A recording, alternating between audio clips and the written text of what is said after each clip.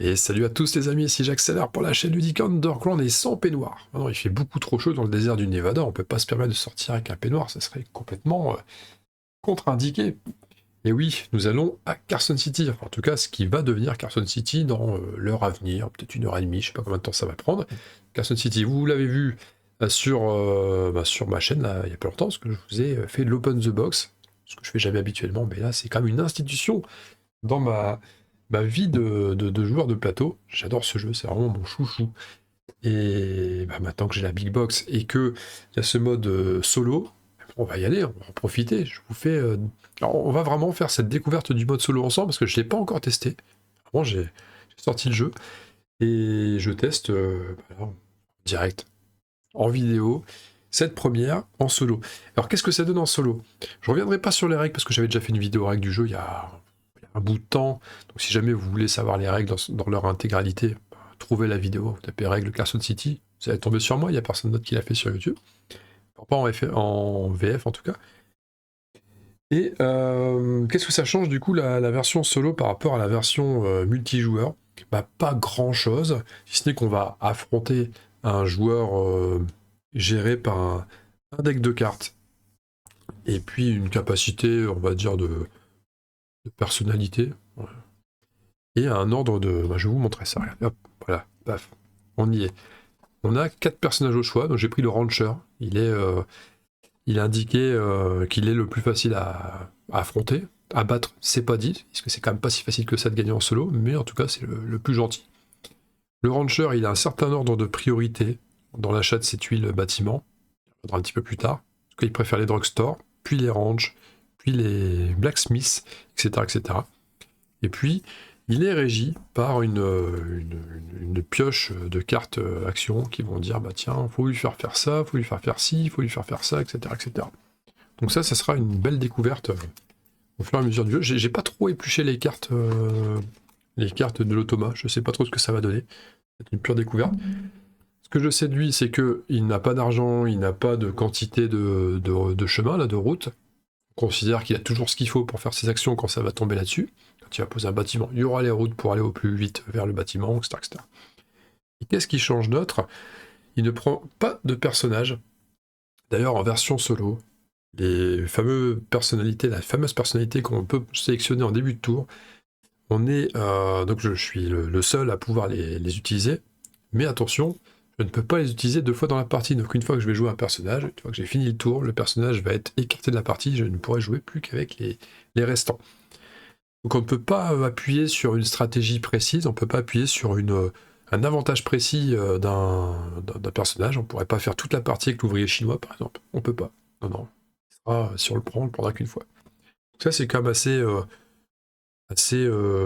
particulier pour le préciser. Après l'automa, donc le rancher ici, le cas échéant, lui n'a pas de... Il collectionne pas les flingues non plus, les pistolets, on commence avec un pistolet, lui il n'en a pas. Par contre avec les cartes, on verra il aura une puissance de feu. En fonction des cartes qu'il va jouer dans un tour, on va additionner ses puissances de feu, ça donnera un score à battre à chaque fois qu'on va partir en duel avec l'un de ces cow-boys. Voilà, si j'ai oublié de dire quelque chose, je reviendrai dessus. Nous, après, on va jouer de manière normale. Et lui est toujours le premier joueur à chaque tour. Par contre, on peut terminer un tour avant lui, potentiellement avoir l'initiative sur un duel ou ce genre de choses. Je dis ça, mais je suis même pas certain de ce que j'avance, parce que pour les duels, il faut être strictement supérieur à lui. Donc en réalité, l'ordre ne change pas grand-chose. Je me souviens plus s'il y a peut-être un truc sur lequel ça pourrait changer, mais je suis pas sûr. Lui, il va avoir 3 cow-boys sur le premier tour, puis 4, 3, puis 4, puis 5, puis 5. Comme nous, en fait. Sauf que lui, il va tout utiliser systématiquement. Donc, on est bon. La mise en place est déjà faite. J'ai tiré aléatoirement les montagnes. J'ai eu, si on... C'est on va dire une disposition qui rend les mines assez intéressantes, parce qu'on a un bon spot de mine ici, avec 4 montagnes contiguës. Je rappelle que contigu, ça fonctionne aussi de manière diagonale, pardon. Orthogonale, bien sûr, mais diagonale aussi. Donc on a potentiellement 2 super spots de mine ici, avec 4 montagnes à chaque fois. Et un spot assez classique, hein. Le spot 3 montagnes, il est assez classique dans le jeu. On en a un ici. Et c'est tout. En fait, à part ces deux, quatre là. Ah si, ici aussi. Ici, il y a un spot à 3 montagnes aussi qui est pas mal. Donc, ça peut être intéressant de partir sur la mine. Les ranchs, il y a toujours des possibilités assez sympathiques. On pourrait placer un ranch ici, par exemple. Le ranch donnerait... On pourrait en placer deux, là, d'ailleurs. On partirait sur deux ranchs ici qui donneraient chacun 8 en ressources. C'est pas une mauvaise option. On remarquera aussi au niveau de la topographie de la carte que on a une chaîne montagneuse assez longue, ce qui fait que si on veut mettre des constructions contiguës, il va falloir jouer serré, quoi.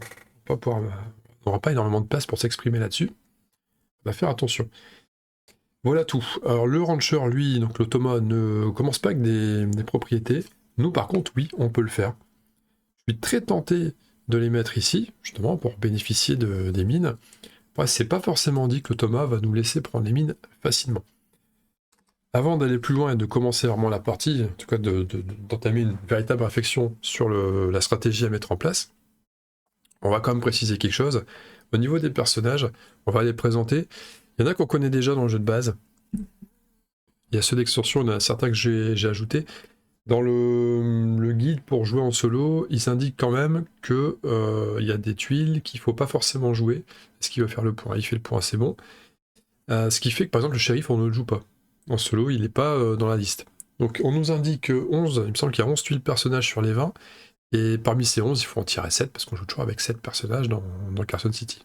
Sauf quand il y a le crieur de rue avec, là, le gamin, mais là, il n'est pas dans la liste non plus. Donc le banquier, on le connaît, il est dans le set de base, il donne 9$ quand on commence, et puis il y a une belle réserve d'argent. Ça pourrait être un personnage du dernier tour, ça, de la 4e manche. Ça pourrait être le cas. L'ouvrier chinois, ah oui, non, notez, je joue qu'avec les faces A. Pour l'instant, je ne m'aventure pas dans les phases B. L'ouvrier chinois qui permet d'avoir un rabais de 50% sur tous les bâtiments lors de ce tour, et de route. Toujours bien, réserve d'argent à 30$. Ok. On a le colon qui permet de placer tout de suite une propriété là où on veut, sans rien payer. Tranquille, tranquille mibile. 30$ aussi de réserve. On a le capitaine de cavalerie qui permet d'enrôler quelques cow-boys de plus pour raison de 1, 4 ou 9$ selon le nombre de cow-boys qu'on s'octroie, c'est-à-dire 1, 2 ou 3 cow-boys, 25$ de réserve. Et on a non pas le brigand ensuite, mais l'Indien qui lui permet de... Alors c'est le colon x2, mais aléatoire. Donc un territoire de plus, mais on va jeter les dés pour savoir quels sont les territoires qu'on va récupérer. C'est assez marrant, c'est un peu casino, hein, casino indien. Le personnage numéro 9, donc là, comme l'Indien, quoique l'Indien c'était plus une espèce de tuile exclue, goodie, machin truc. Là, on part dans les extensions, là, donc c'est des persos que j'ai jamais joué. Donc on a lui, alors c'est le mineur, je crois. Ça doit être ça, la dénomination précise, j'ai un doute. Lui, on le prend, quand on sélectionne, on peut payer 10$ et tout de suite poser une propriété où on veut et aller chercher une mine du sac et la mettre avec. Alors, je dis du sac, mais c'est peut-être pas du sac. C'est peut-être une mine qui vient dans le... Regarde ça. Qui vient avec le... qu'on prend dans l'offre. Hein. En gros, ici, il va falloir que je vérifie. Je vérifierai à la prochaine pause. Je vous donnerai la confirmation. Et on a enfin l'armurier. L'armurier qui, lui, est plus un personnage de point de victoire. Il donne une réserve de 30$ déjà. Je n'ai pas précisé pour le mineur, c'était 20. 30$, et lui, il donne 2 points de victoire à chaque fois qu'on va remporter un duel. Que ce soit contre un adversaire normal, ou alors contre un brigand si on joue avec l'extension, avec les bandits. Là, c'est pas le cas. D'ailleurs, en solo, on peut pas jouer avec l'extension bandit, c'est pas prévu. Là, ce ne sera pas le cas. Alors, c'est le prospecteur. On paye immédiatement 10$, et vous choisissez ensuite une mine parmi les bâtiments disponibles et une parcelle. Ouais, c'est ça. C'est bien une mine parmi les bâtiments, mais ça fait décaler, ça fait rajouter une mine tout de suite. Voilà où on en est. Bon, sachant qu'on va devoir jouer, qu'on ne peut pas jouer chaque personnage plus d'une fois, on pourrait déjà un peu se donner une idée de nos 4 choix de la partie, même si c'est pas impossible qu'on s'adapte, parce que l'automa va faire des choses, et c'est peut-être des choses qui vont nous mettre des bâtons dans les roues, où il y aura peut-être une meilleure opportunité à l'issue des moves de l'automa. Faire gaffe. Notez aussi, tiens, petite parenthèse, on va jouer au dé, nous, hein, pour savoir quels sont notre rapport de force quand on va dueller avec des cow-boys. Et ça me plaît, ça. Parce que j'ai toujours joué jusqu'à maintenant avec les tuiles, la loi du plus fort. Et en fait, le dé, parce que j'avais pas de dé dans mon ancienne version de Carson City. Et enfin, si, il aurait fallu prendre les dés de base. Voilà. Mais c'est dommage. Alors qu'un dé comme ça, avec des illustrations de barillet, je trouve ça tellement classe que. Et ça, de plus près, je trouve ça tellement classe que ça donne très envie de jouer au dé. Puis ça donne une petite part un peu aléatoire qui est pas vilaine. Au niveau des persos, on pourrait se dire, genre, c'est marrant parce que les 3 nouveaux persos, je les trouve pas si alléchants que ça. Alors, l'Indien en début de partie, pourquoi pas, ou peut-être plutôt en fin de partie, parce que ça coûte rien de le faire. Peut-être qu'en fin de partie, quand les terrains deviennent plus chers, parce qu'il y a plus d'éléments autour, ça peut être intéressant. Le capitaine de cavalerie est toujours sympa à prendre, des actions en plus, dans un jeu d'action, dans un jeu de poste d'ouvrière, avoir des ouvriers en plus, c'est toujours fort. Le truc, c'est que ça coûte un petit peu et qu'on commence avec uniquement 15$, donc faut faire gaffe. Le piège, c'est de commencer à payer 9 pour avoir 3 cow-boys en plus. C'est cool, on a plein de cow-boys, mais le 3e cow-boy il coûte tellement cher. Le premier coûte que 1$, à la rigueur, ça passe crème. Généralement, quand je pars capitaine de cavalerie, moi j'en prends 2. Je prends pas les 3 cow-boys parce que le coût est vraiment cher. Ou alors, ça sera en fin de partie peut-être, si on a réussi à faire un bon moteur de ressources. Le colon, lui, c'est bien, c'est toujours bien pour aller se réserver directement à un spot. Maintenant, dans la mesure où je vais déjà, à mon avis, réserver ces deux-là, pas sûr. Hein. On va essayer de partir mine. Hein. On va quand même regarder ce qu'il y a comme bâtiment après. Et l'ouvrier chinois, c'est toujours intéressant pour se faire une belle réserve de bâtiments. On va tout acheter moins cher. On a 2 routes en plus, ça sert toujours les routes. C'est intéressant. Et le banquier avec un 9$ pour. Ça serait pour démarrer, un 9$, ça serait bien. Mais on n'aura que 3 ouvriers au début. Ils sont là-bas. 3 ouvriers avec 15 plus 9, ça fait peut-être beaucoup. Peut-être pas forcément besoin d'avoir autant d'argent. Par contre, le banquier pourrait être intéressant en 4e tour, justement pour la réserve, ce que je disais juste avant. Donc on pourrait partir sur un... Le prospecteur peut être bien aussi. Si on part mine, il n'y a que 2 mines dans l'offre. Voilà, on va s'intéresser justement à l'offre. On a 2 mines ici. De toute façon, les 2 mines et 2 ranches là sont classiques. Hein. C'est des marges classiques. C'est ces 3 bâtiments là qui nous intéressent. On a notre ranch. On a le drugstore qui combote bien avec les ranchs. Et on a l'hôtel qui est juste un bâtiment, je devrais peut-être zoomer pour vous montrer, qui rapporte 6 quoi qu'il arrive. Par contre, l'avantage, c'est que ça vaut des maisons. Donc c'est bien à combiner avec le drugstore, par exemple. C'est bien. En fait, là où c'est un petit peu frustrant, c'est que le drugstore apporte des ressources en fonction des maisons contiguës et des ranchs qu'on possède sur la carte. Ce qui est un petit peu dommage, c'est qu'on a un ensemble de bâtiments qui donne tellement envie de partir sur le ranch, et pas sur la mine, mais qu'on a une disposition de montagne qui donne tellement envie de partir sur la mine que c'est un petit peu frustrant. Vous voyez. Ce que j'ai bien envie d'essayer, c'est de partir sur le... Alors le prospecteur, ce qui m'embête, c'est qu'il coûte très cher quand même, 10$. Ça veut dire que si je pars sur un prospecteur tout de suite, je paye 10, il me reste plus que 5. Et qu'est-ce que je fais avec 5 derrière? Le prospecteur va me faire prendre la mine ici à 12. Que je paierai, qui sera compris dans les 10. Comme ça, je me réserve la mine à 4 que je pourrais acheter, et qui va me rester 5. Ça, c'est une option. Si je fais ça, je fais quoi en fait de mes 3 actions? Il y a une action qui va partir ici, mais des autres actions, je vois pas trop ce que je peux en faire. J'aurais pas d'argent. Il faudrait alors que je prenne éventuellement un terrain qui vaut pas grand chose. Comme par exemple celui-là, il va me coûter 1. Je pourrais peut-être aller chercher pour développer du ranch sur la manche d'après. Peut-être. Ça pourrait être bien. C'est-à-dire que mon 3e cowboy, il va faire quoi? Pas grand chose. Le 3e cowboy, en plus, si je mets une mine ici, la mine va rapporter 12. Ouais, je suis déjà en train de calculer. Hein. Là, je suis déjà en train de jouer. On dirait pas, mais je suis déjà en train de jouer. La mine va rapporter 12. Et le ranch, je l'aurai pas tout de suite. Non, j'aurai que 12 plus 1. Donc ma limite qui est à 20, je vais pas la dépasser. 12 et un qui me restera 13. Non, je pense que je vais aller prendre un autre... Non, j'aurais 0. J'aurais 0. 0. Voilà, c'est ça. Parce que 10 plus 4, il va me rester qu'un $1 pour le terrain. Le dernier, il va se toucher, il va rien faire. On peut tenter la case Laurent ici, hein, qui fait gagner des dollars en fonction d'un jet de dés. Bon, c'est pas foufou. C'est clairement pas foufou. Et après, je peux simplement garder mon cow-boy pour plus tard. Hein. Après, c'est intéressant de prendre des points de victoire pour 2 $, mais honnêtement... Non, je pense qu'on va essayer ce prospecteur et on va partir mine quand même, en préparant un peu le terrain pour les ranges. Donc ce que je fais, mes placements de démarrage, je vais faire ça. Ce placement de démarrage là. Après, s'il y a une troisième mine qui arrive, je serais quand même content de prendre un gratos ici. Mais il y a de fortes chances quand même que... Ah si, allez, on va quand même tenter ça. Je pense que le rancher peut peut-être piquer des montagnes. Ce serait pas possible qu'il pique des montagnes et qu'il soit bien en kikinant.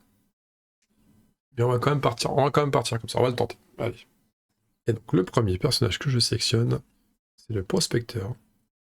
Prospecteur, pour rappel, c'est ça. Il justifie la présence de cette petite caméra déportée. Et 10 $, et on va prendre une tuile. Hop. On va se prendre une tuile perso. On la place ici. On prend une mine qui va se positionner directement là. Et donc, pour ceux qui découvriraient le jeu en même temps, sans avoir vu les règles, un bâtiment va générer des ressources en fonction de ce qui l'entoure. Donc là, en fonction du type de bâtiment. Concernant la mine, c'est 3 $, donc c'est par incrément de 3, c'est 3 $, par montagne adjacente, qui m'appartiennent ou qui soient neutres. Donc si ça appartient à l'adversaire, c'est pas, ça compte pas. Donc là, il y en a 4, on le voit au fond, là, il y en a 4 ici, donc ça va faire 12 $. On a déjà une mine qui rapporte 12 $. Voilà, il y a des petits triangles noirs pour indiquer la bonne valeur. Et on complète, hein, parce que là on a pris le bâtiment avec le personnage. On a un sac avec une série de bâtiments. On tient, bah tiens, une banque. Alors ça c'est bien une banque, parce que la banque, l'avantage, c'est que ça rapporte 3 $ par maison contiguë et par mine qu'on possède sur la table. Pas forcément, enfin sur la carte, pas forcément contiguë. Pour l'instant elle est chère, on va la prendre pas. Elle va nous intéresser si on développe vraiment cette stratégie de mineur. Donc là on a joué, on a pris notre personnage, on a fait ce qu'il fallait. Pas tout à fait, on a un symbole pistolet ici. Ça veut dire que on récupère un flingue. Les fameux flingues, vous savez, c'est ces éléments indispensables pour pouvoir rivaliser avec l'adversaire. Quand on va faire des duels, c'est important. Et on commence en piochant une carte. Et là, il va y avoir ça va être un petit peu haché, parce qu'il va falloir que je déchiffre ces cartes. Donc là, qu'est-ce que ça veut dire? Je pense qu'il va poser 2 cow-boys en même temps. Non, en fait, c'est assez facile à comprendre. Hein. Alors déjà, puissance de feu de 2, de base. Hein. Dès qu'il y aura un duel, il faudra battre au moins 2. Mais ça sera pas tout. Il a placé un cow-boy sur l'action qui donne 3 routes. Et un cow-boy sur l'action qui fait un point de victoire par bâtiment. En n'incluant pas les maisons. Bon, c'est aussi simple que ça. Voilà, il fait ça. Hop. On avait dit 3 routes. Je vais mettre dans ce sens-là. Ah bien sûr, l'automa c'est le rouge et moi je joue en jaune. Hein. Vous l'aviez compris en regardant l'écran. Hop, voilà. Il est placé là, il est placé là. Je vais quand même aller vérifier ce qu'ils disent. Hein. Ils disent, ça c'est extrêmement équivoque, action B, parce que c'est une action B. Ils disent, Standish place 2 cow-boys, 1 sur l'action route et 1 sur l'action point de victoire des bâtiments. Même s'il ne rapportera pas de point de victoire, parce qu'il n'y a pas de... Les routes, on considère qu'il a toujours ce qu'il faut, donc c'est plus pour m'enquiquiner qu'autre chose.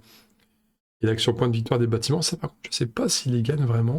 Est-ce qu'il prend des points de victoire comme ça, ou pas? Ça, c'est vrai que c'est une bonne question.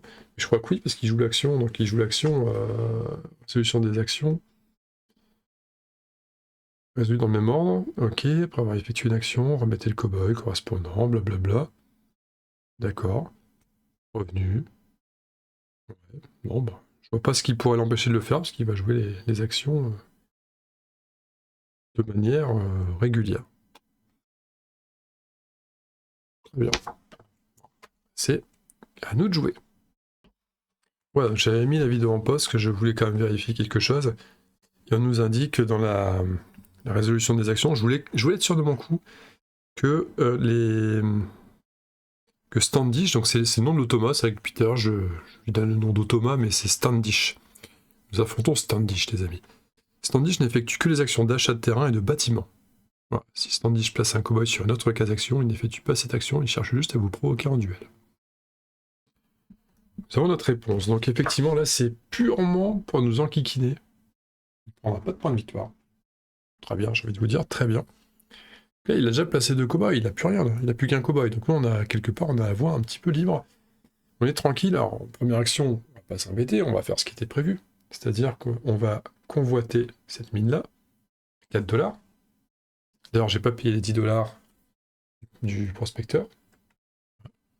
Fallait que je fasse, il me reste 5. Et là, bah, c'est déjà Standish, on place nos cow-boys, hein, ça va vite. On est sur une action F. Action F qui dit, à mon avis, c'est une des 2 options, parce qu'il y a un seul petit cow-boy au-dessus. Par contre, puissance de feu 3, ça. Bon, je pense pas qu'il y aura de duel, mais s'il y a du duel, on est quand même à 5 là. C'est beaucoup. 5 avec 3 cow-boys, c'est pas mal. L'action F, bah, c'est un duel justement. Standish cherche à vous empêcher d'investir en ville. On voit. F, on est sur cette case-là. Qui nous disent 1. Standish place un cow-boy sur une action achat de bâtiment où vous avez déjà placé un cow-boy. Pas cool ça. S'il a plusieurs choix, Standish place un cow-boy sur le bâtiment le moins cher. Bon. Si 1 n'est pas possible, il y a plusieurs conditions, mais là c'est possible. Un cow-boy sur une action achat de bâtiment. Ça veut dire, donc là on voit que je connais pas encore le deck de Standish, donc je me fais un petit peu avoir. Hop. Je me fais un petit peu avoir. Qui vient ici avec moi. Il veut me provoquer en duel. La règle de placement des cow-boys de Standish, il y a une règle qui n'est pas inscrite là, mais qui est dans le bouquin quand même. C'est pas inscrite là, elle n'est pas inscrite dans cette rubrique-là précisément, mais c'est une règle de base de Standish. C'est qu'il se place uniquement si j'ai pas une force supérieure à lui. En révélant la carte, je suis à 5 de... il est à 5 de force. Et moi actuellement, j'ai quoi? J'ai 2 pistolets et 2 cow-boys. Donc je suis à 4. Ça veut dire que j'ai pas une force supérieure à lui, pardon. Donc effectivement, lui, ça le fait bien rire que je sois là. Il s'en fout. Donc là, la question, c'est est-ce que je veux vraiment ma mine? Ou est-ce que je tenterai pas de choper, par exemple... je pourrais partir sur le ranch, mais si jamais je gagne la mine, bah, j'ai pas assez pour le ranch et je perds un cowboy. Ce serait dommage. Est-ce que j'arrête là? Parce qu'à 4, pour le battre, il faut faire plus que 5. Et plus que 5 sur un dé à 6 faces, il faut que je fasse 2. Bon, il n'y a pas de 0. Il y a du 6. Il faut faire tout sauf 1. Si je stoppe là maintenant. Tant pis, je garde un cowboy de plus, je prends pas le terrain, mais ça, je pourrais le faire sur la prochaine manche, c'est pas grave. Bien, je vais rester comme ça, je vais passer. Je vais pas faire plus. C'est un petit peu ridicule, mais on va le faire. On va résoudre. Vous allez voir que la partie va pas être si longue que ça. En termes de nombre d'actions, ça va pas être si long. Ça, on suit le serpent, bien sûr. Lui, ça part. C'est juste pour nous enquiquiner. On arrive ici. On passe des achats de terrain, mais on n'a pas acheté de terrain. On arrive ici, on suit l'ordre des bâtiments. Tac, tac, tac, tac, tac. Hop, ah, il y a duel. On résout celui-là, il y a duel. Donc là, bah, comme prévu, on additionne notre force en 4 de revolver plus 2 cow-boys de réserve qui valent tous un revolver aussi en plus.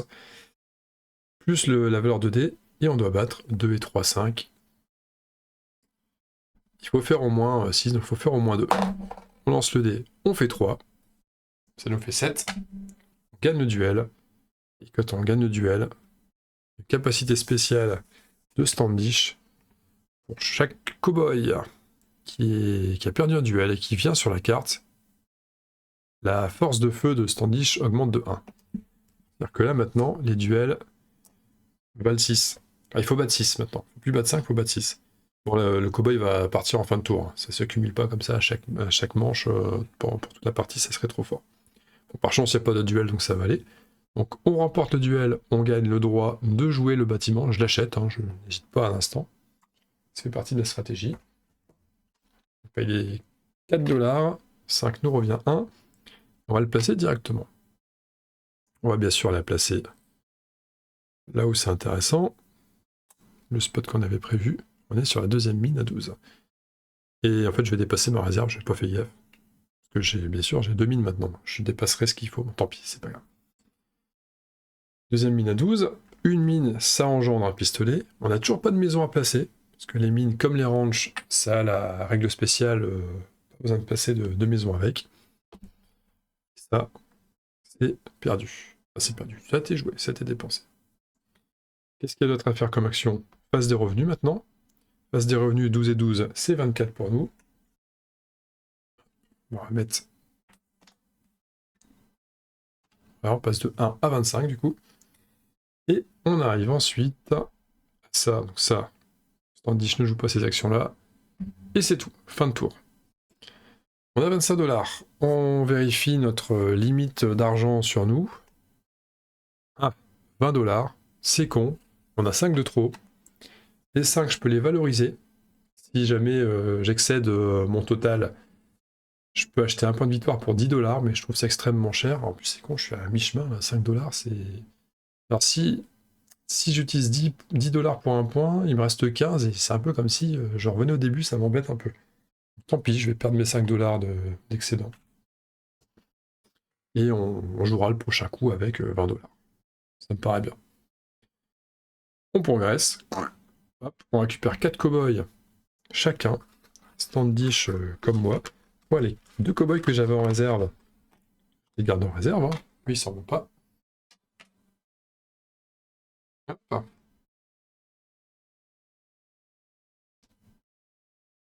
Et Standish, lui.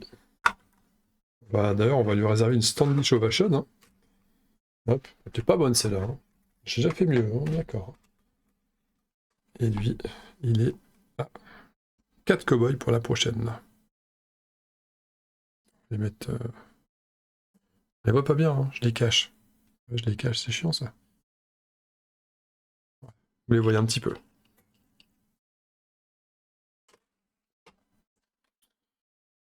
Les cartes, celles-là sont pas. Tant que je sors pas la carte X, on fait pas de tas. Juste que je vais les mettre de côté pour la force de feu, parce qu'elle compte plus dans la force de feu. Tiens, je vais mettre comme ça tout à l'heure. De toute façon, il y a une personnalité qui va partir. Hop. Il sort du jeu. On va en choisir une autre.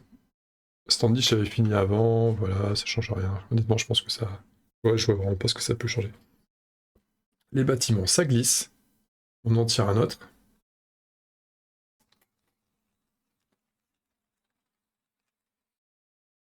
Une autre banque.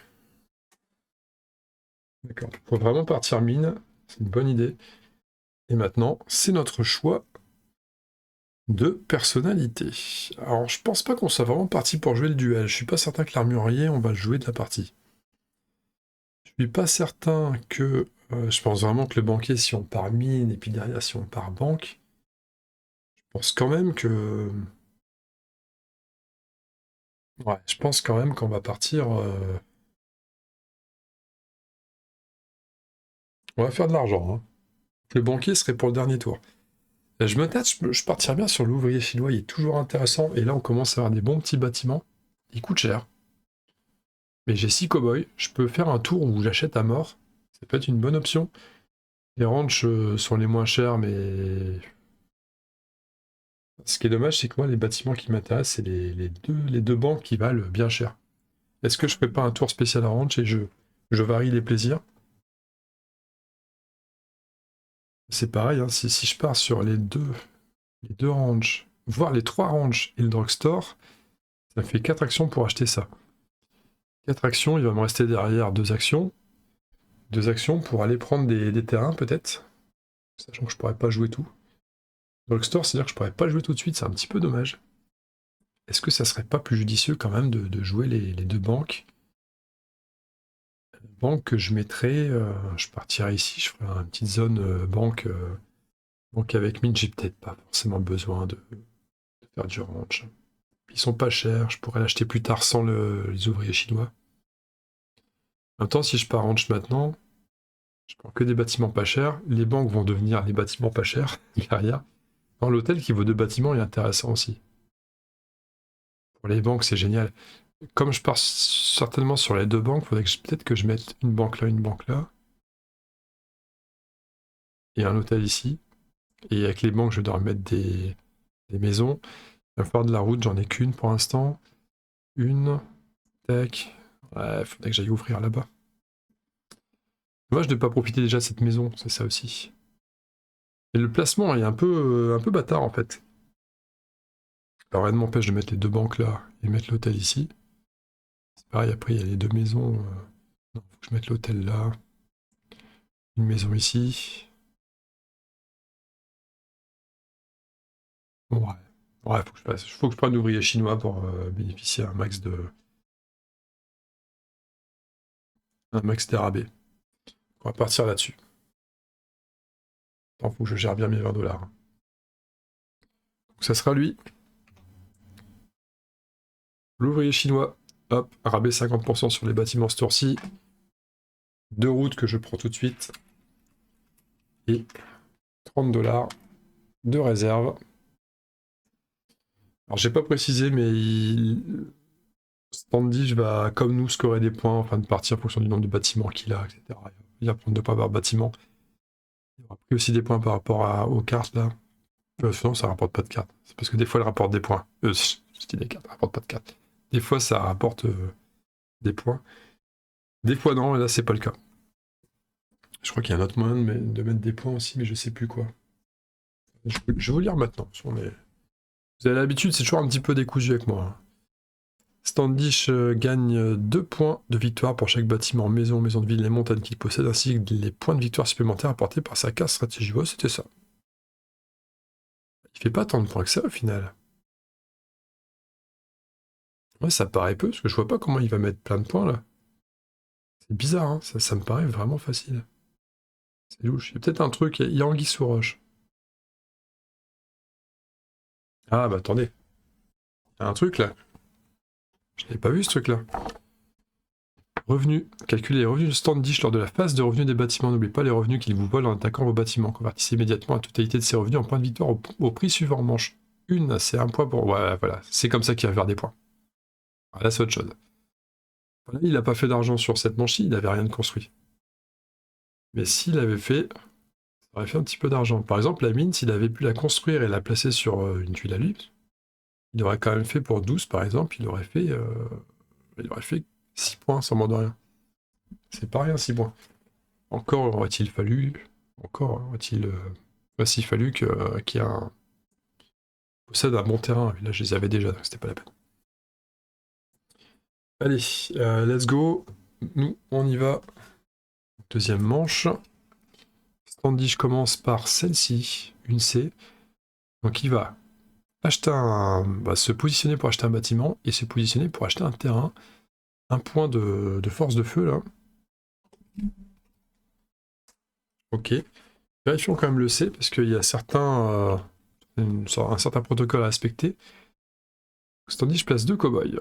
Le premier est placé sur la meilleure action achat de bâtiment possible. Si Standish possède un terrain libre et qu'il n'a pas de bâtiment à placer, non, il n'y a pas de terrain libre pour l'instant. Sinon, il choisit son bâtiment en fonction de sa carte stratégie. Sa carte stratégie.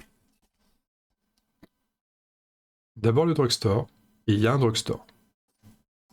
Production kikiné. Oups. Le drugstore. C'est... Je vais faire un petit test parce que j'ai vu un truc bizarre à l'écran. Le drugstore, c'est celui-là. Il va se placer ici.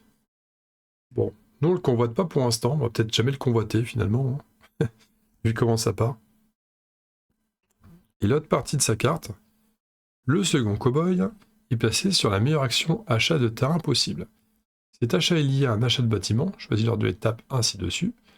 Ou si Standish peut placer un bâtiment acheté lors d'une manche précédente, il choisit son terrain selon l'ordre de priorité suivante. Le terrain qui apporte le plus de revenus à Standish pour ce type de bâtiment. D'accord. Ensuite, là ça va pas être très compliqué. Ça va être autour de cette maison-là, de l'hôtel de ville. C'est aussi simple que ça. Est-ce qu'il y a un autre critère? Le plus proche des autres terrains de Standish, il n'y en a pas. Et avec le plus de terrain libre autour de lui, offrant les meilleures possibilités d'amélioration. Exception lorsque Standish achète un terrain pour placer une prison ou un maréchal ferrant et choisit un terrain proche de l'un des vôtres. Mais là, c'est pas le cas.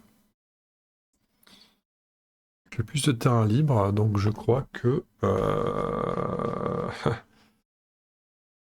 là, 1, 2, 3, 4. Ici, 1, 2, 3, 4, 5, ça serait là. Ici, 1, 2, 3, 4. Pour l'instant, c'est là, mais je crois que ça sera là. Parce que ici, 1, 2, 3, 4, 5, 6... Ah non, c'est mieux ici. Là, il y a trop de trucs. Là, 1, 2, 3... Non, c'est celle-ci, tiens. Celle-ci. Il y a 6. Ouais, donc il se positionne là.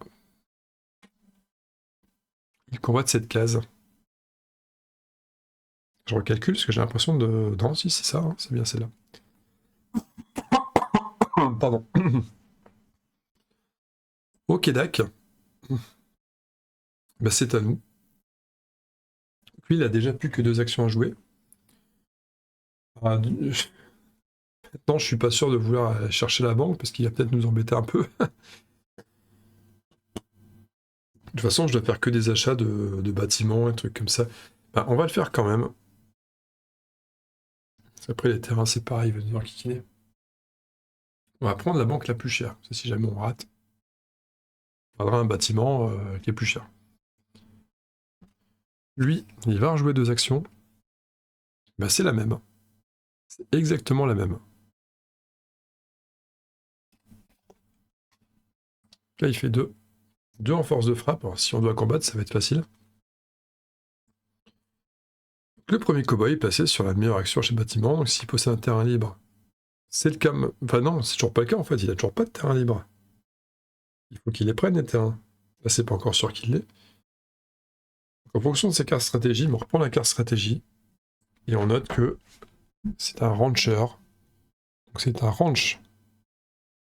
Là, c'est drugstore en 1, ranch en 2. Il n'y a plus de drugstore. Il y a déjà quelqu'un sur drugstore. Lui, il combat le ranch le moins cher. Évident, bien sûr.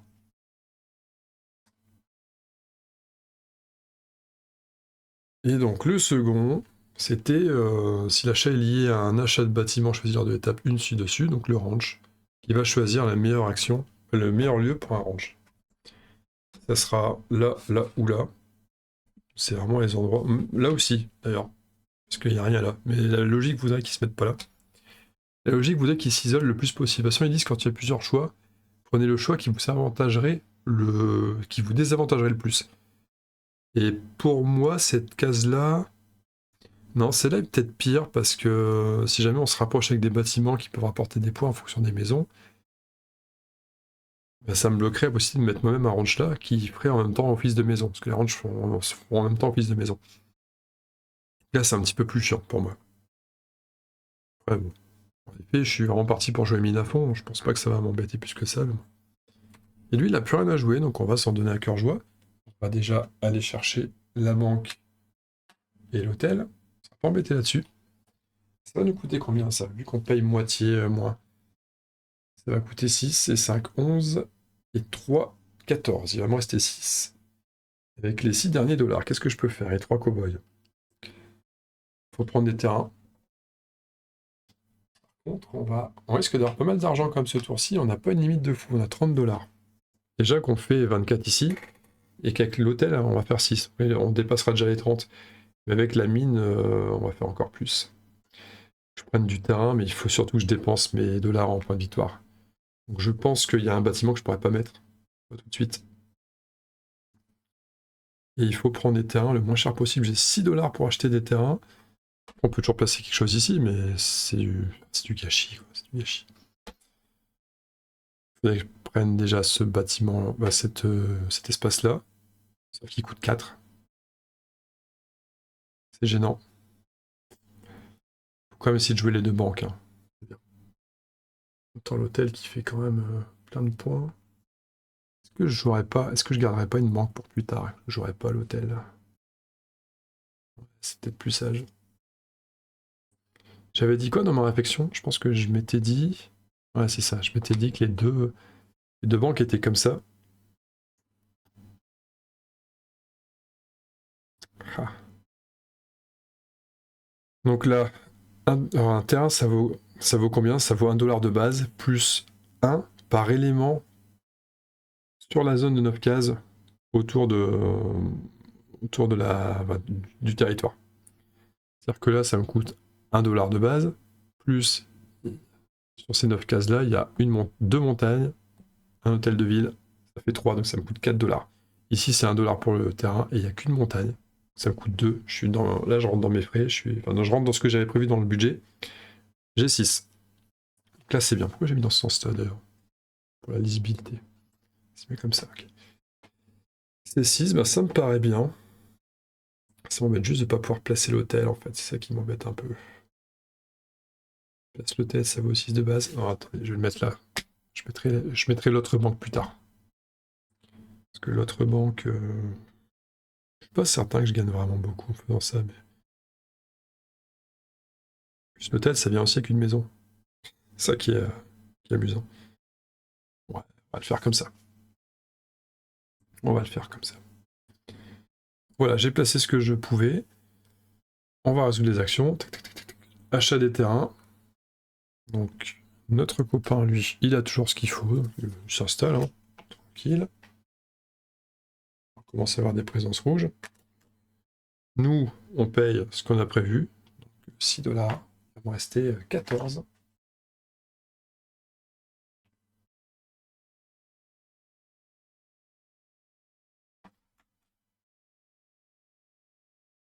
On place bien sûr les tuiles respectives.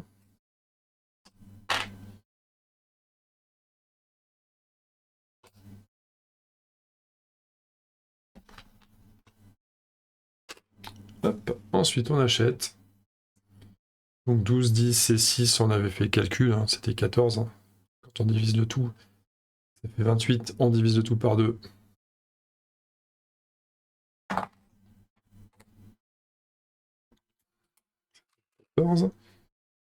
On va placer ça, bien sûr elles arrivent avec leur maison. À chaque fois qu'on prend un bâtiment, ça arrive avec sa maison. On va pouvoir placer la maison avec, c'est important. On s'était dit une banque ici, qui vient avec sa maison. On va mettre là. J'ai de la mettre sur un terrain qu'on possède. L'hôtel va venir ici avec sa maison. On va placer ici.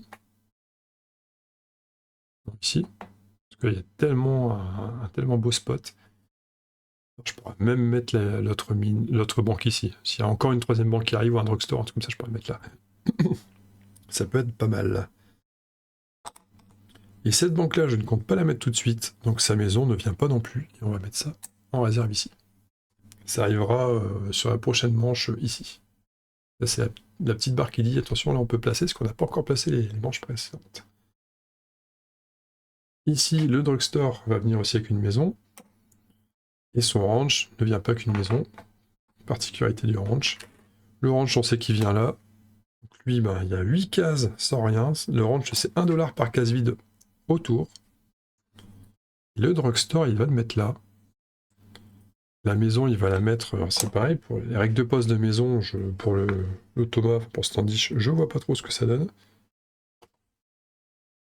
Placement différé, achat de bâtiment. Lorsque Standish achète un bâtiment, il place le bâtiment sur l'un de ses terrains sans rien payer. Ok. Non, il n'y a pas de règles. Ah si, en cas de besoin, Standish place également une nouvelle maison. Ou transforme une maison en maison de ville, selon les règles suivantes. Standish choisit d'abord l'option qui lui rapporte le plus de revenus. S'il peut transformer une maison en maison de ville sur l'un des terrains, de ces terrains, il privilégie cette option, mais là, c'est pas un de ces terrains. Il évite ensuite d'augmenter vos revenus. Il place ensuite une nouvelle maison plus proche de ses autres terrains libres. Et pour finir, il place le moins de routes possible. Ah, en parlant de routes, d'ailleurs, j'ai aussi des routes à mettre, moi. On doit toujours placer les routes pour que toute construction, à part les mines et les ranchs, soit reliée au centre-ville, y compris en diagonale. Donc là, on est bien. Il me reste une route de réserve. Bah lui, ma foi, drugstore ici, de toute façon, c'est sûr. Et la maison qui va avec, il pourrait la mettre là, il pourrait la mettre là, il pourrait la mettre là. Plus de revenus pour lui. Alors, pour lui, ça change rien. Et comme il faut toujours le mettre de manière à le plus m'enquiquiner, ça sera ici. Bah non, même pas, parce que ça va me faire augmenter mes revenus. Donc c'est pas intéressant. Ici, du coup. C'est ce qui me paraîtrait le plus logique. Alors, j'ai pas fait les revenus. Drugstore, il a un ranch. Et il y a 2 maisons contiguës. Ça fait 9. Il va commencer à scorer des points, Standish. Et nous, bon, l'hôtel c'est toujours 6, quoi qu'il arrive. Et la banque, 3 dollars par mine qu'on possède, il y en a 2. 2 incréments. Et les maisons autour qui m'appartiennent ou sont neutres, l'hôtel vaut 2. Plus 1, plus 1, plus 1. Donc ça fait 5. Ça fait 5 maisons, plus 2 mines, ça fait 7. 7 x 3, 21. On n'est pas trop mal au niveau de la banque. C'était quand même peut-être plus intéressant de placer l'autre banque tout de suite. Pas grave. Encore plus d'argent sur le prochain tour. Donc ça c'est réglé. Pas d'autre chose à placer pour l'instant. On arrive à la phase des revenus. La phase de revenus, Standish, 9 et 8, soit 17 dollars. 17 dollars, on va tout de suite les convertir en points de victoire pour lui. Manche 2, 1 point pour 3 dollars. 17 dollars, ça fait 5 points. On arrondit pas au supérieur. Donc, hop, Standish est déjà sur 5.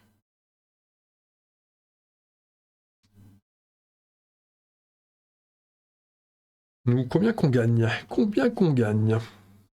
Donc 2 x 12, 24, plus 21, ça fait 45, plus 6, ça fait 51. 51, c'est pas mal. J'ai pas payé d'heure. Attendez, j'ai pas payé mes bâtiments. J'étais à 0. C'est ce qu'il fallait. Donc là, on est à 51. C'est vraiment sympa. C'est coquet. Ça commence à être pas mal.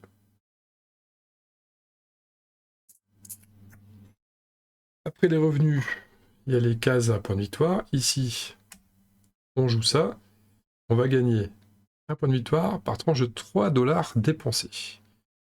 Déjà, on a le droit à une réserve de 30 dollars. Donc, on a 21 déjà qui... De toute façon, on va dépenser à coup sûr. Aucun intérêt de ne pas les dépenser. 21 divisé par 3, ça fait 7. On arrive à 7 points de victoire. Maintenant, la grande question, c'est est-ce qu'on gratterait pas quelques points en plus? Est-ce qu'on a vraiment besoin de 30 dollars pour le prochain tour? La troisième manche. À la troisième manche, on va, je pense, partir sur le... Le colon peut être bien, parce qu'il y a quand même des zones qui deviennent chères, là. Par exemple, là, acheter ce terrain-là, cette maison, si on veut la maison, par exemple, ça va coûter 1 dollar plus 8. Ça va coûter 9 dollars, c'est énorme. 9 dollars, c'est énorme. De même que venir prendre ça, c'est un moyen de lui faire baisser ses revenus, parce que si on possède la maison, son drugstore va rapporter 3 de moins. Et ça fiabilise, c'est-à-dire que lui ne pourra pas prendre le terrain. Ça peut être bien.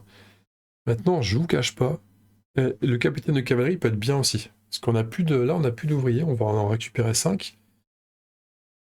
Et si on prend le capitaine de cavalerie, avoir un petit peu de dollars, pas trop dépenser pour pouvoir faire des choses sympas sur ci, ça peut être bien. Aussi. Maintenant, je ne vous cache pas que l'Indien, prendre 2 terrains au pif, ça me fait un petit peu triper. Bon, c'est tellement n'importe quoi. Ça va jouer sur des jets de dés. C'est-à-dire déjà qu'on n'aura jamais de case bordure extérieure. On n'aura que de l'intérieur. Mettons, par exemple, je fais un tirage où je récupère celle-là et puis celle-là. Ça va me faire une bien belle jambe. Qu'est-ce que vous voulez que je fasse avec ça? Donc c'est un petit peu n'importe quoi. L'Indien, c'est vraiment n'importe quoi. Puis si je prends l'Indien, il va falloir que je convoite ça. Je convoite ça parce qu'il a que 22 réserves. Je pense que non, finalement, l'Indien, on va peut-être s'en passer. Si je prends le colon, je serais quand même pas mal intéressé pour prendre cette case-là, pour réserver un spot pour la banque. Ça me paraît pas mal parce que c'est. Ouais, si c'est bien. Hein. Le spot banque, il est bien. Et c'est un spot qui coûte quand même 1 plus 7. Il coûte 8 dollars. Je m'économise 8 dollars. Et en plus, je m'assure la position sur cette zone. Ah, il est bien le colon. Le colon, il est bien. C'est vraiment un personnage super intéressant. Allez, va pour le colon. On y va. Le colon, c'est tout de suite un placement de propriété. On part là-dessus. On complète ici. Les 2 ranchs qui restent deviennent les bâtiments les moins chers. On a un General Store, alors je les pioche et on va passer le temps après pour les regarder. On a le Saloon. Oh, le Saloon! Oh, le Saloon! Un autre drugstore, une prison et une mine. On va s'intéresser déjà au General Store. Alors, General Store, c'est un bâtiment qui vient avec l'extension, je ne le connais pas bien. Histoire de maison plus. Ah, c'est peut-être 3, mais par maison autour, quel que soit le propriétaire. Je crois que c'est le seul bâtiment où on peut profiter quand même des maisons des autres. Il me semble que c'est ça. On va vérifier ça. Le General Store. On le voit ici dans les règles. Alors, c'est ici. Cite la présence d'une route normale. Revenu 6 $ par maison adjacente qui est la propriété du joueur. Et, ah oui, c'est 6 par maison adjacente qui est de notre propriété et 3 $ par maison adjacente qui n'appartient à personne ou qui appartient à notre joueur. 6 par maison, c'est tellement fort, c'est tellement fort, il nous le faut. Il est pas cher en plus. Après, c'est le saloon. Le saloon, bah, c'est des incréments de 5 par maison autour. Juste les maisons, mais c'est 5. C'est pareil, hein, c'est vachement intéressant. Le drugstore, on l'a déjà vu. La prison, on l'avait pas encore vu. La prison, c'est 2 flingues. C'est juste 2 flingues. Et 2 flingues, des fois ça se prend. C'est peut-être dommage que la mine soit là-bas, elle coûte trop cher. Sinon, ça aurait été intéressant, on l'aurait mise là, ça aurait fait +3 sur les 2 banques. Mais ça fait quand même reconsidérer la chose, parce que le General Store, c'est énorme. Là, on possède ces 2 maisons, ça va nous rapporter 12 d'être à côté de l'hôtel. De base, c'est 12. Alors, il faut faire le calcul, hein. Ça va être 12, +3, ça va être 18. Si on prend le saloon, ça va faire 20, ça va faire 10. Ouais, en fait, le saloon est plus intéressant ici. Faudrait que je me mette là, faudrait aussi que je prenne ce terrain-là. Il y a tellement à faire. Tellement à faire. Bon, je vais déjà sortir mes cow-boys.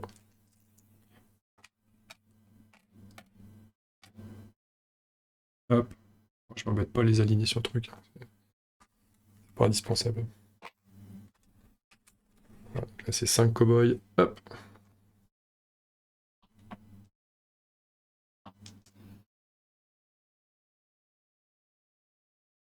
Et ça va de côté. De toute façon, c'est le Standish qui commence. Standish, il va rejouer cette action-là. C'est un peu une action de base, on dirait. Donc, la même, je suis obligé de reprendre mon prompteur.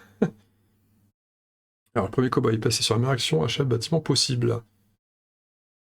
Il ne possède pas de terrain libre pour l'instant.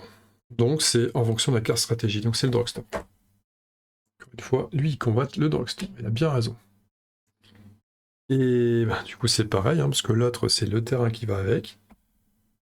Le terrain qui rapporte le plus de revenus à Standish pour ce type de bâtiment. Bah, il n'y a pas beaucoup d'hésitation possible, c'est celui-là. Vous hésitez, de bâtiment neutre.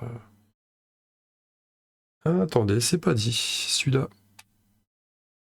Celui-là, c'est pareil, parce que le range vaut une maison. Ça fait 2 maisons aussi.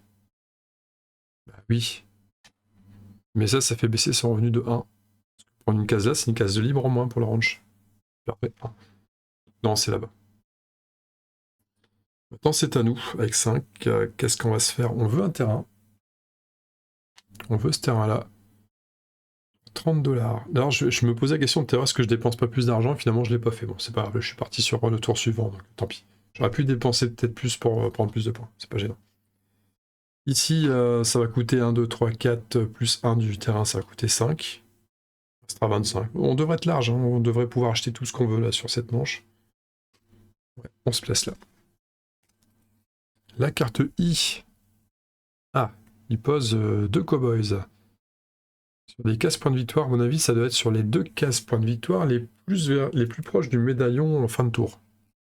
C'est comme ça que j'interprète, et c'est un point en combat. Le I. Ouais, c'est ça. Standish place 2 cowboys sur les 2 actions les plus à droite du Town Council of Carson City. Rangée d'action du bas, ne contenant pas déjà l'un de ces cowboys, bien sûr. Bon, bah ça, c'est cadeau pour nous, parce qu'au moins, il va pas nous embêter là-dessus.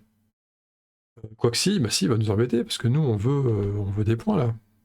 On génère quand même pas mal d'argent, donc c'est... Si. Avec une réserve de 30 $, on va la dépasser, la réserve de 30. On l'a dépassé déjà, on est déjà 51. Contre, c'est bien, il nous attaque pas pour l'instant, on est tranquille. Il ne cambriole pas. Après, le rancher est plus cool. Hein. Parce que le deck, on a plus de cartes que le nombre de cartes du deck. Et en fonction du... Je l'ai pas précisé, c'est vrai, quand j'ai présenté un peu la façon dont fonctionnait l'automa. Là, on a pris l'automa As de cœur. Il y a les 4 couleurs. Il y a la version As de trèfle, As de pique, As de carreau. En fonction de ça, on prend pas toutes les mêmes cartes du deck. Oui, il y a des cartes... Celle-là, on la retrouve aussi si on affronte le standish trèfle. Mais pas si on affronte le standish carreau ou pique. Celle-là, on la trouve si on affronte aussi le pique. Vous voyez, les decks sont pas exactement les mêmes. Ça rend un standish plus ou moins agressif et plus ou moins porté sur les sources de revenus plus légales, on va dire. Qu'est-ce qu'on va faire nous? Donc on va mettre ça. Donc nous on est très intéressé par le saloon. On est intéressé par pas mal de choses, mais on va prendre le saloon. Et on va attendre de voir ce que Standish fait. Et Standish il fait un truc avec plusieurs possibilités. Il y a un 3 de puissance de feu en dessous. C'est sa dernière action, donc il va plus 12 $, c'est quoi ça? Ouais, bah ça il va falloir un peu de petit descriptif avec. C'est l'action E. Attaque de bâtiment, ah d'accord, c'est attaque de bâtiment ça. Si vous possédez un bâtiment générant au moins 12 $ de revenus, oui c'est le cas. La banque notamment, qui a 21. Standish peut passer un cow-boy sur le bâtiment qui vous rapporte plus de revenus. De la phase de revenus des bâtiments, Standish prend la moitié des revenus de ce bâtiment, arrondi à l'inférieur. Ça si vous battez son cow-boy en duel. Si plusieurs bâtiments vous rapportent autant de revenus, il choisit celui dont les revenus ont le plus de chances d'augmenter. Exemple, entouré de plus de terrain libre pour placer des maisons. Eh oui, pas con. Bon, on se fait braquer. Je disais quoi juste avant sur le fait qu'il était pas trop agressif? On se fait braquer. Bon, bah on se fait braquer, ça marche. Alors est-ce qu'on va essayer de se défendre? Il a 5 en combat. Nous on a 3 flingues.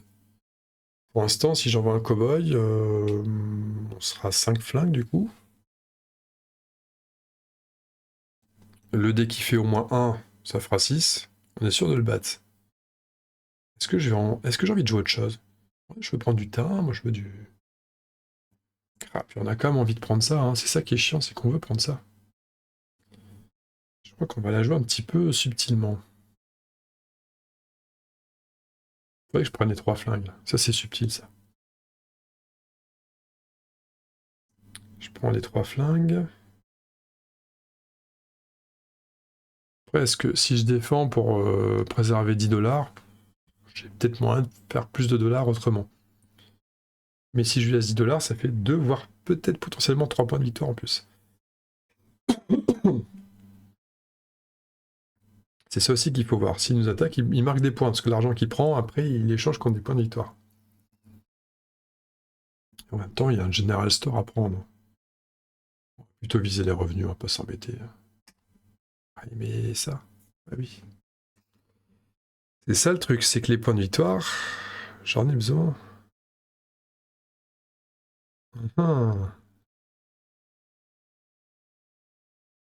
J'ai besoin des points de victoire.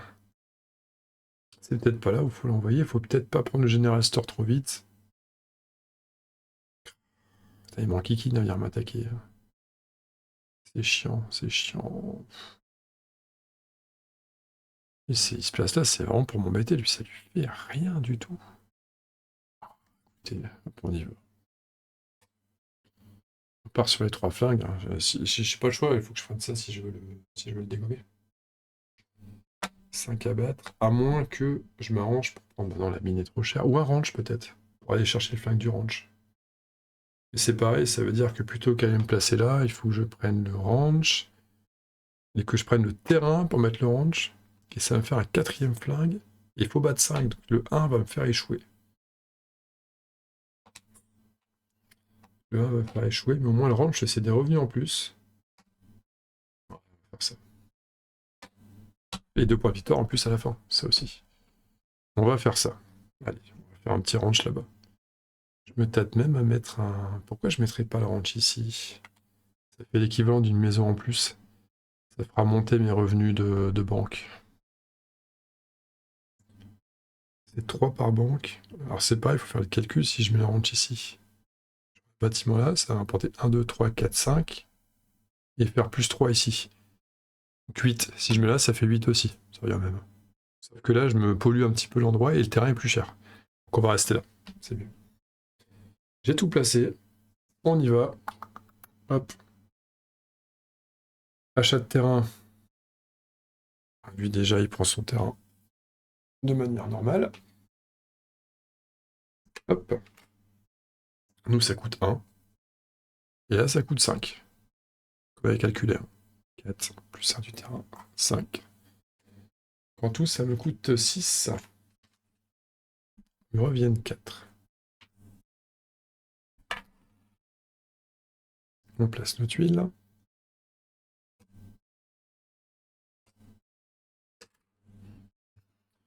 Ensuite, achat des bâtiments. Ici, il achète ça. Ça vient avec une maison. Ou alors il fait agrandir une maison, mais qu'il possède, c'est pas le cas. Puis il va mettre ça ici. Et une maison qui lui permet d'avoir. Il met autant de routes qu'il veut gratos, lui c'est pas un problème. Là ou là, ça change pas grand chose. Ça vraiment, ça a aucune importance. Donc là, le drugstore ici vient de prendre 3 de plus, parce qu'il y a une maison à côté. Ça passe à 12. Et le drugstore ici gagne à peu près la même chose. Enfin, c'est exactement la même chose. C'est la même configuration. 12 aussi. Une de 3 maisons, un ranch. Nous, on achète un saloon pour 6 $. Tant qu'à faire, je vais payer en même temps celui-là pour 9 $. 9 $, ils vont me revenir 11 sur mon billet de 20. Et le saloon vient avec une maison. Le ranch, on sait déjà qu'on va le mettre là-bas pour 8. On sait déjà que ça m'apporte un petit flingue. Sens de feu à 4. Et le saloon, on va le placer. D'ailleurs, j'en profite, je vais aussi placer là. Après, ça sera le moment placement de banque. Le saloon, c'est ici. La banque, ça sera là. Et il me manque... Quand il manque de la maison... Je vais mettre la route ici. Comme ça, on peut mettre les 2 maisons ici. J'ai plus de route. Peut-être que je reprenne après. Si je veux me développer, il faudra que je reprenne. Alors, calcul, ça ne change rien pour ici. Ça ne change... Alors, le saloon... On avait dit 1, 2, 3, 4 maisons. Il y avait mieux, hein. Si je mettais la route ici, c'était bien. Sauf que cette maison-là, je sais pas quoi en faire. Si je mets la route là-bas... Si je mets là... Hop, j'ai une maison qui est dans le vent. Je peux pas placer. Mais je peux pas faire évoluer mes maisons. Il n'y a pas une règle comme ça. Je regarde ça. Et si, en fait, je peux faire améliorer une maison, donc je vais plutôt mettre ça ici.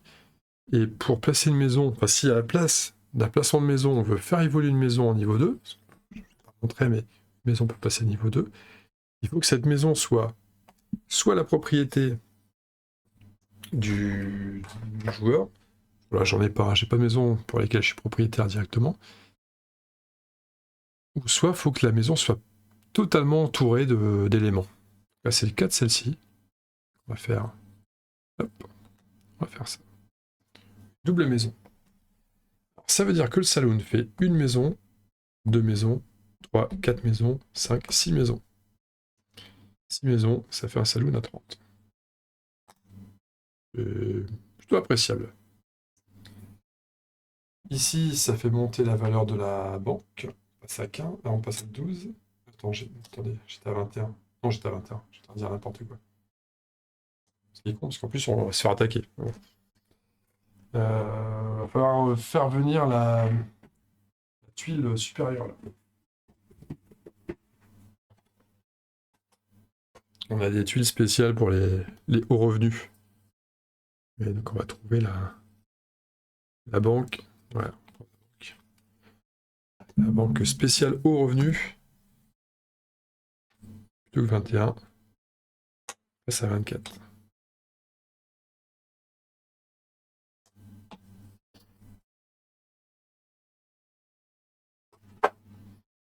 And then,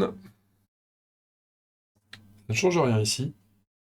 Et cette banque-là, 1, 2, 3 maisons, 4 mines, 5 autres mines, ça fait du 15. Mettre de la route pour aller chercher des trucs là-bas, c'est aussi, ça a l'air d'être pas mal quand même. Ensuite, ça c'est pour les achats de bâtiments.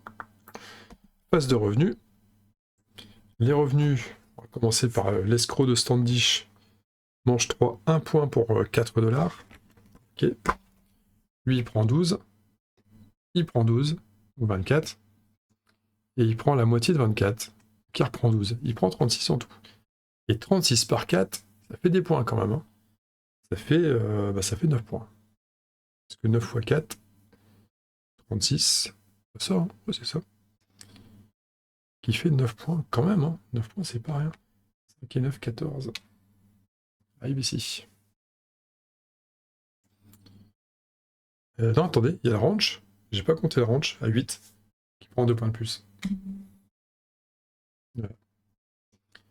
Il y avait 44. Il s'est fait 44 dollars. Nous, on fait quoi? On fait 24 déjà ici. On fait 24. Plus 30. On va faire comme ça. Comme ça.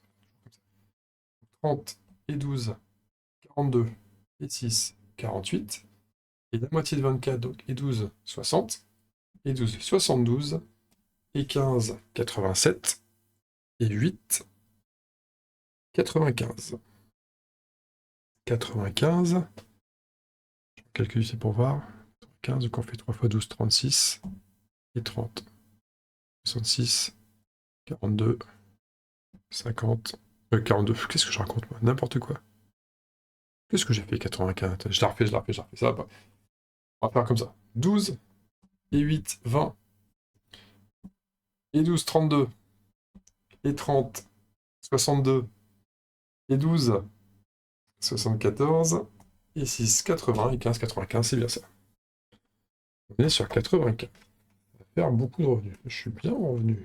Je suis très très bien. J'ai calculé mon truc sur la deuxième fois. N'importe quoi. Hop, voilà. On est bien. Et là, par contre, c'est catastrophique si on perd le duel. Ici, c'est pour nous enquiquiner. Et ici, il y a duel. Lui, il a 3, 1 et 1. Il a 5 en combat. Nous, on a 4. Il faut le battre. Tout sauf 1, les amis. Tout sauf 1. Si je rate, c'est catastrophique. On fait 6. Parfait. On gagne le duel. Hop, Standish se renforce, mais il n'y aura pas d'autre duel. On est bien. Alors lui, il a son attaque. Et là, on valorise 4 dollars pour un point de victoire. Sachant qu'on a 30 dollars de réserve. Donc on va déjà se mettre 30 de côté. Et tout le reste, ça part en dépenses.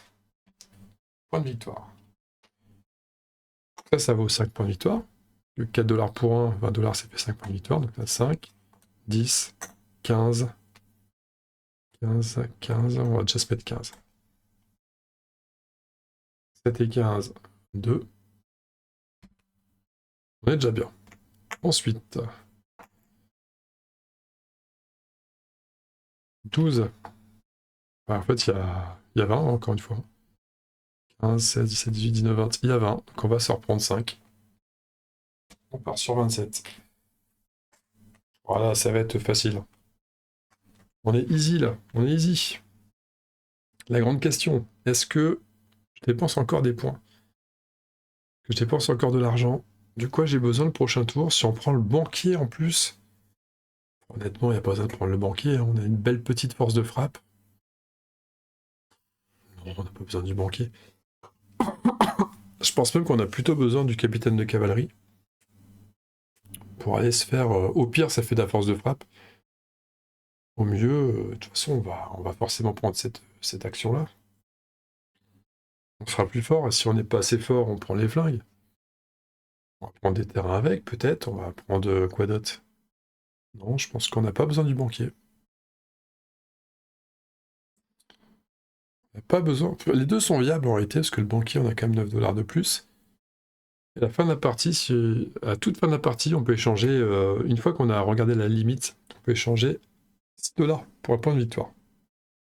Le ratio est à peu près similaire aux 5 $. Ou alors je m'amuse à faire l'Indien parce que ça m'éclate. Parce qu'on est tellement bien que on peut se permettre de faire l'Indien. Je sais pas ce qu'on va trouver, mais ça peut être marrant. L'Indien, ouais, ça peut être marrant. Un Indien dans la ville. Ah, vous savez quoi? On est là pour s'éclater. J'en jouerai une autre plus tard, une partie. Sur la chaîne, j'en jouerai une autre. Je tenterai un automa peut-être plus punchy. Et puis, ça sera plus serré. Je mettrai peut-être les. Quoique non, on peut pas jouer avec les bandits, je crois. Il y a des extensions qu'on peut pas sortir. On peut pas jouer avec les chevaux, par exemple. Ouais, on va faire ça. On va jouer avec l'Indien, c'est marrant. C'est marrant, c'est marrant. Alors, d'abord, on va faire ça. Hop. Bon, ça arrive avant le choix. On va faire. Donc, on complète ça. On a un blacksmith. Encore vu le blacksmith. On a une mine. Le retour de la mine. Une mine. On appelle ça une mine. Le blacksmith. Forgeron, hein, maréchal ferrant. Forgeron. C'est 5 points par je sais pas quoi et par je sais pas quoi. C'est précis. On va regarder les règles. Peut-être plus facile. Le blacksmith. Qu'est-ce que fait le blacksmith? Les amis, le blacksmith, c'est bizarre ça. Maréchal, c'est bien le maréchal ferrant. Conditions de pause. Nécessite la présence d'une route pour être construit. Ainsi, ouais, comme la pose d'une maison. 5 $ à la première manche, 10 $ à la deuxième, 15 à la troisième et 20 à la quatrième manche. Plus 5 $ pour chaque ranch possédé. Le ranch ne doit pas être adjacent au maréchal ferrant pour compter. D'accord, donc là, ça serait la quatrième manche. Donc il va rapporter 20 plus 5 parce qu'on a un ranch. Blacksmith à 25. Pourquoi pas? Pourquoi pas? À la fois, j'ai envie de prendre l'Indien, mais en même temps, le capitaine de cavalerie, puisqu'il y a tellement de trucs à faire. Il y a tellement de choses à faire. 30 $ quand même. On va payer 4, il va rester. Tous les bâtiments coûtent cher. D'habitude, il y a toujours des petites montagnes un petit peu isolées qui coûtent pas très cher à prendre, qui rapportent 2 points en fin de partie, mais là, c'est pas le cas. Mais l'Indien, à part prendre deux territoires random, c'est vraiment pas terrible, hein. Bon, on avait dit qu'on s'amusait. Écoutez, on a dit qu'on s'amusait. Pour l'Indien, allez. C'est n'importe quoi, pour l'Indien. Premier terrain, 1 et 2. Ouais, c'est exactement le genre de tirage que je voulais pas faire. C'est bien de la merde. Alors, 2 et 1. Voilà. Oh, remarquez, si. Il faudra des routes, par contre. Deuxième terrain, 5 et 4. Donc 5, hop, et 4. Celui-là. Ah, ça, par exemple, c'est le terrain qui vaut 8 $. Ça sécurise la montagne. Après, c'est pas très agressif niveau prise de terrain. Voilà, moi je suis content de mon Indien. Je suis content de mon Indien. Il m'a fait économiser 8 $ et 4, donc 12 $. Par contre, maintenant, j'ai intérêt à cravacher pour récupérer ça.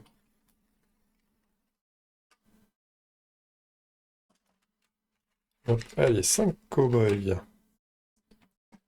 Copain, ça dégage. Et 5 cow-boys pour nous aussi.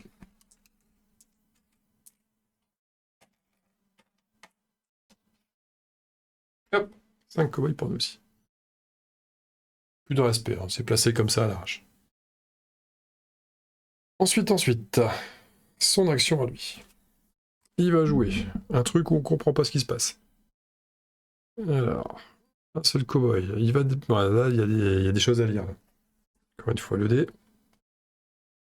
Si Standish possède autant de ou plus de terrain libre que de bâtiments à placer, donc il n'y a pas plus de terrain libre que de bâtiments. Non, non, non. On va pas le lire la suite. Standish possède plus de bâtiments à placer que de terrain libre. Ah mais attendez, là, c'est aucun des deux, parce qu'il n'y a pas plus de bâtiments à placer que de terrain libre, il n'y a pas plus de terrain libre que de bâtiments à placer. C'est kiff-kiff. Ah, autant ou plus, autant pour moi, je n'avais pas vu. Standish possède autant plus de terrain libre que de bâtiments à placer.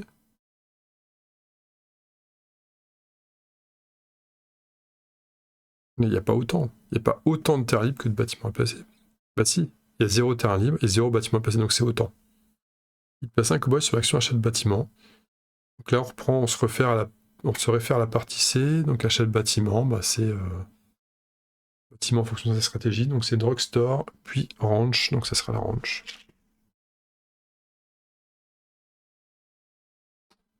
Le ranch le moins cher. Ok, c'est tout. Par contre, c'est 2 de puissance de feu. Le 2, faut le tenir. Qu'est-ce qu'on veut, nous? Nous, on veut des routes.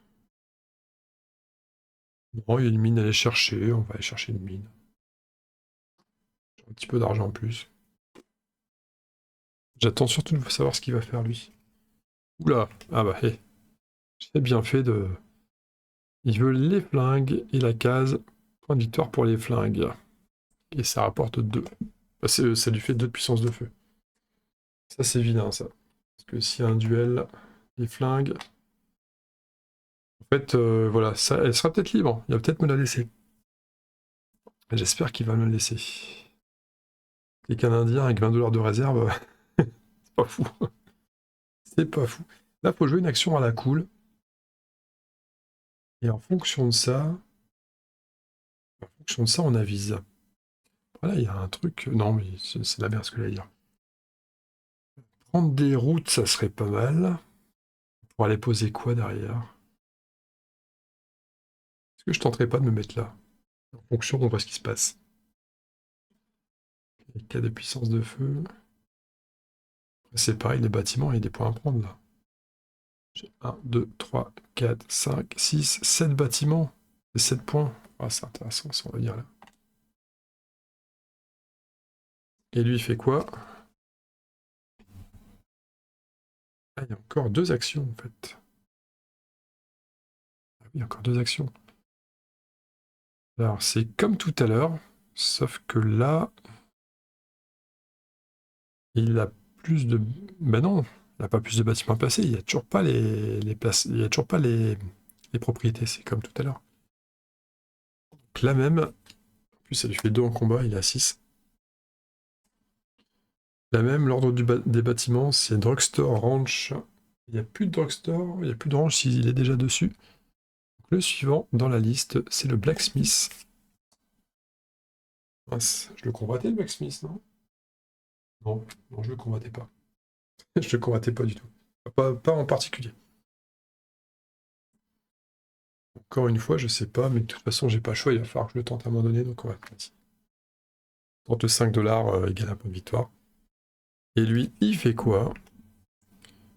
Le H, il achète un terrain. Et ça lui fait une puissance de feu à 7. Bon, enfin, en tout cas, on va pas se... Il n'y aura pas de duel, je pense. Standy, je passe un cowboy sur une action achat de terrain, voir l'étape C, donc encore une fois. Si c'est lié à un achat de bâtiment, il y a des bâtiments à placer, il y aura un blacksmith à placer. Terrain qui rapporte plus de revenus à Standish pour ce type de bâtiment. Qu'est-ce qui pourrait rapporter le plus pour lui? Maison à côté.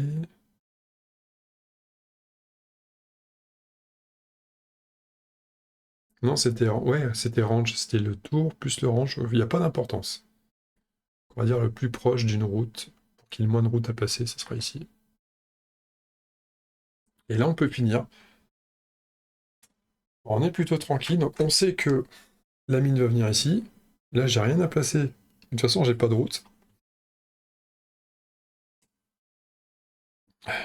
J'ai presque envie de dire, ça vaut même pas forcément le coup.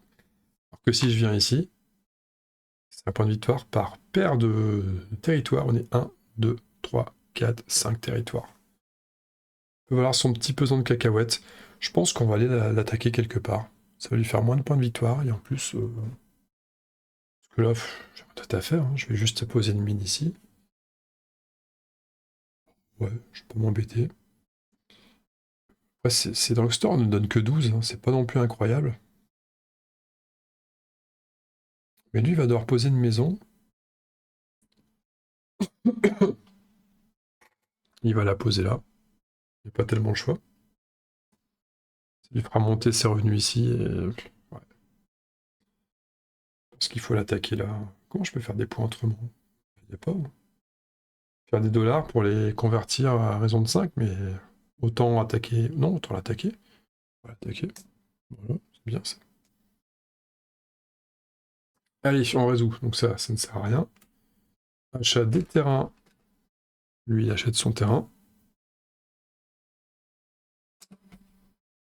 Hop. Achat des bâtiments. Lui, il achète son bâtiment. Son blacksmith.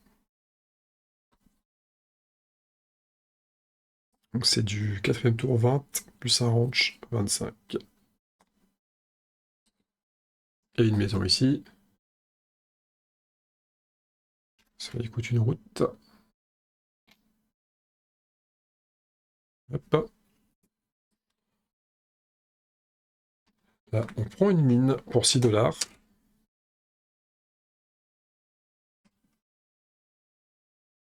Une 4 $. On va la mettre ici, ça va faire 9 $.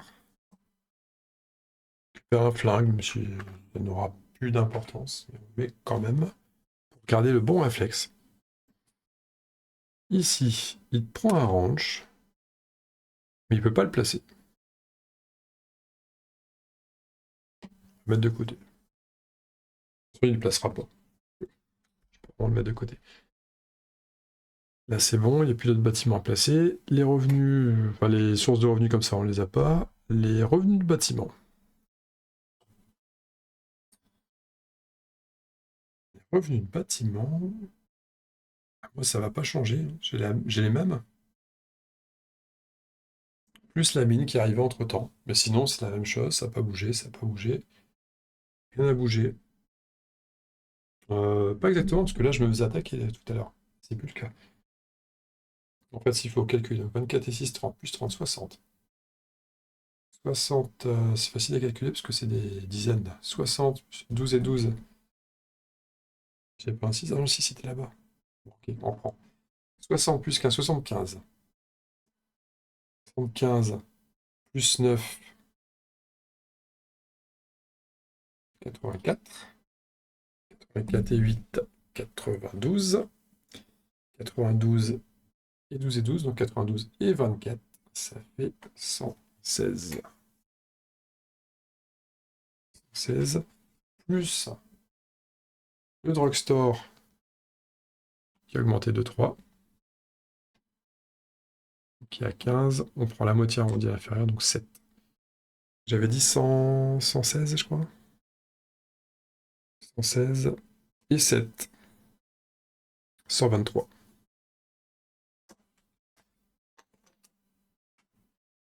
1.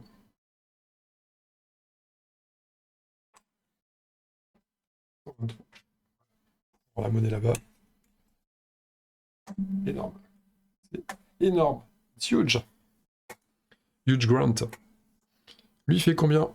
Il fait la moitié arrondie au-dessus, donc 8 et 12, 20 et 25, 45 et 8, 53.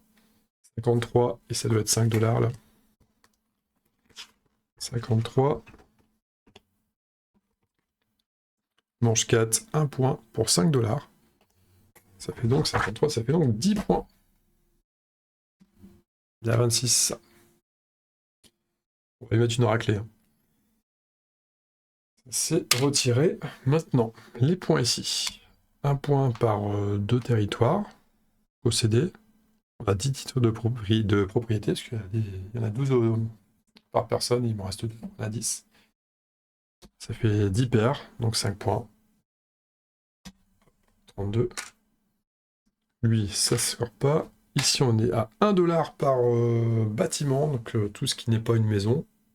1, 2, 3, 4, 5, 6, 7, 8. 8. Oui, parce que le 9e, il n'y a rien. Et le 10e, c'est une montagne. 8 points. 32, 8, 40. Et 1 point maintenant pour toute la thune. Et là, on prend... On crame tout. Là. On crame tout. 5 $ pour 1 point. Ça veut dire que ça vaut 4. 4. 8, 12, 16, 20, 24, 28, 29, et les deux derniers dollars ne servent plus à rien. 29 points. Hop. C'est pas mal. 40 et 29. 69. Donc on fait un tour de piste. Hop, on est ici. 69. Hop. Fin de partie. Bon, je vais cramer toute ma thune, donc je vais pas en faire grand chose derrière. Maintenant, on compte 2 points pour toute propriété qui contient quelque chose. 1, 2, 3, 4. Ça fait 8. 26 et 8, ça fait 34 pour lui. Et nous, on avait calculé, j'ai 9 tuiles avec quelque chose, donc ça fait 18 points. 18 points. Hop. C'est 87. Donc on gagne 87 à 34. Effectivement, le bot n'est pas si compliqué à abattre. Alors après, je me suis peut-être complètement planté dans l'interprétation des règles. Peut-être qu'il fait des trucs plus agressifs ou qu'il fait plus de points d'une certaine manière, mais non, là c'était plutôt sans forcer. Alors ça doit sembler peut-être bizarre, mais pour ceux qui ont l'habitude de jouer au jeu et qui n'ont jamais fait de solo et qui ont déjà joué pas mal de fois en multi, ça doit sembler étrange comme score parce que honnêtement, 87 points, moi j'ai jamais fait ça, hein. Pourtant des parties de Carson City, j'en ai fait un certain nombre. Et non, je suis jamais arrivé à un score pareil. Généralement, c'est on finit dans la quarantaine ou on fait le tour, on arrive vers les 50. En meilleur des cas, on va arriver aux 60 et quelques, mais c'est. Je sais pas. J'ai rarement fait plus que 60 points, c'est assez rare. Là, 87, bah, c'est simplement parce que comme c'est un automa, il s'adapte pas à ce qu'on fait. L'automa, il s'adapte. Disons qu'il y a quelques petites mentions de tiens, faut se placer là où le joueur humain s'est placé, ce genre de choses. Mais pas que ce deck-là. Que ce deck-là, ça arrive pas souvent. Je pense que ça va être beaucoup plus retors avec d'autres decks, ce que j'expérimenterai par la suite et vous le verrez sur la chaîne. On a le temps, hein, je vais pas le faire la semaine prochaine bien sûr, mais on a le temps, je le ressortirai vu que c'est vraiment mon jeu chouchou, il va ressortir celui-là. Et donc comme on a un bot qui ne nous met pas du tout les bâtons dans les roues, pas trop, pas celui-là en tout cas, bah, c'est la fête du slip. Parce que dans une partie en multijoueur, tout le monde se rue sur les ranchs et les mines pas chères. Tout le monde va essayer de... Bah tiens, si je pars mine, je prends toutes les banques. Ou alors si je prends les ranchs, bah, je prends tout. Ouais. Et puis, on tombe facilement sur un adversaire qui va commencer à acheter carrément les montagnes pour emmerder le mec qui joue mine. Ça lui fait moins de ressources. Puis ça fait toujours 2 points à la fin. Ou alors, ouais, ou se battre vraiment pour la place, pour gêner, et puis pour faire bloc. Faire bloc et dire non, c'est moi qui m'installe là. Les flingues, ça bataille beaucoup pour les flingues aussi, parce qu'il y a beaucoup plus de duels. À partir du moment où on joue à 3, 4, il y a déjà beaucoup plus de duels. Non, c'est pas les scores. Le score solo n'en reflète pas du tout. Le score solo avec ce bot-là ne reflète absolument pas un score d'une partie en multi. C'est pas. De toute façon, c'est pas la même façon de jouer, apparemment. De ce que j'ai senti là, c'est pas vraiment la même façon de jouer. Après, il y a peut-être des trucs qui rendent des scores plus forts, naturellement. Le fait de pouvoir améliorer une maison en 2, en niveau 2, quand c'est entouré de quand c'est totalement entouré, ça doit faciliter des plus grosses sources de revenus.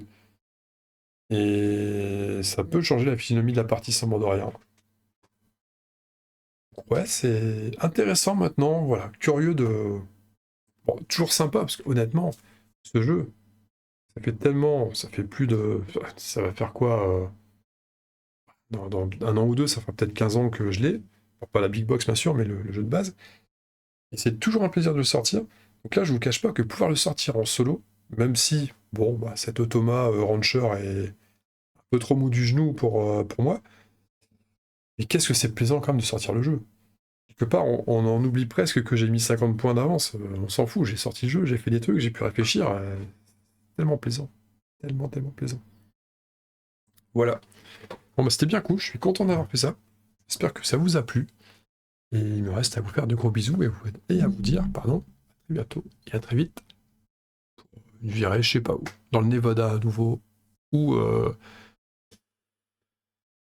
ou dans l'univers Lovecraft, ou dans autre chose. On le verra bien, les zombicides, les machins et tout. On se revoit bientôt.